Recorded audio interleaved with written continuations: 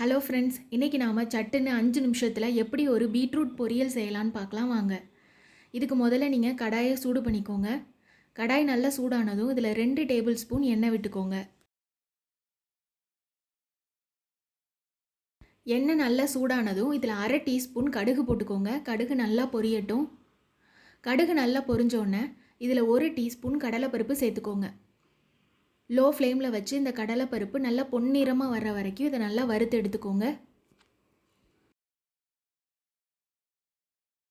ஒரு medium size பெரிய வெங்காயத்தை பொடி பொடியாக கட் பண்ணி வச்சுருக்கேன். அதையும் நம்ம இதில் சேர்த்துக்கலாம். ஒரு பச்சை மிளகாய் காரத்துக்கு சேர்த்துக்கோங்க. கொஞ்சமாக கருவேப்பிலை சேர்த்து இதை நல்லா 1 நிமிஷம் வதக்கி எடுத்துக்கோங்க.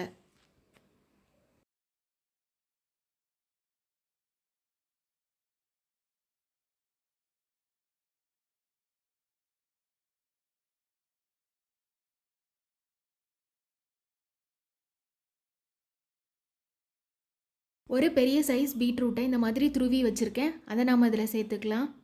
இந்த பீட்ரூட்டுக்கு தேவையான உப்பு நம்ம சேர்த்து இதை நல்லா ஒரு மிக்ஸ் பண்ணிக்கலாம்.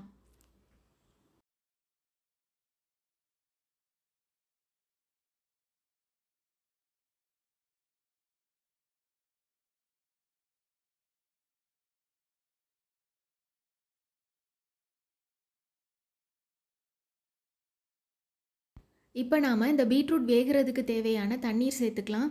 நீங்கள் அதிகமாக சேர்க்கணுன்னு அவசியம் இல்லை. கொஞ்சமாக சேர்த்து இதை நல்லா ஒரு கிளறிக்கலாம்.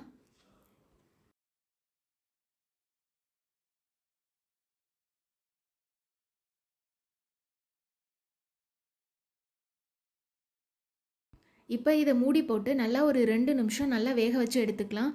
மீடியம் ஃப்ளேம்லேயே இதை செய்யுங்க. நடுவில் இந்த மாதிரி கிளறி விட்டுக்கோங்க. அப்போ தான் அடி பிடிக்காமல் இருக்கும். இதில் கொஞ்சமாக தண்ணி இருக்குது. நம்ம மறுபடியும் மூடி போட்டு இதை நல்லா வேக வச்சு எடுத்துக்கலாம்.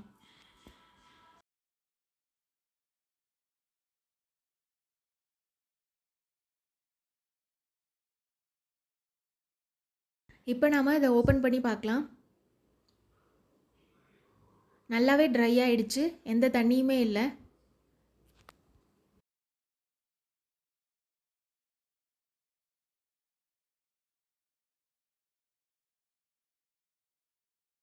ஃபைனலாக இது கூட கொஞ்சமாக துருவின தேங்காய் சேர்த்துக்கோங்க.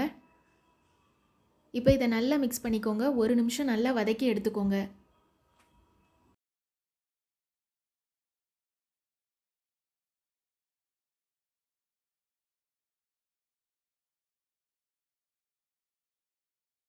அவ்வளோதான், ரொம்பவே சூப்பரான பீட்ரூட் பொரியல் ரெடி ஆகிடுச்சு. இதை நீங்கள் வெறும் 5 நிமிஷத்தில் செஞ்சு முடிச்சிடலாம். இதை நீங்கள் சாம்பார் சாதம், தயிர் சாதம், எல்லா வெரைட்டி ரைஸ் கூடவும் வச்சு சாப்பிட இது ரொம்ப சூப்பராக இருக்கும். இதே மாதிரி நீங்களும் உங்கள் வீட்டில் செஞ்சு பாருங்கள். உங்களுக்கு இந்த வீடியோ பிடிச்சிருந்ததுன்னா லைக் பண்ணுங்கள், ஷேர் பண்ணுங்கள், சப்ஸ்கிரைப் பண்ணுங்கள்.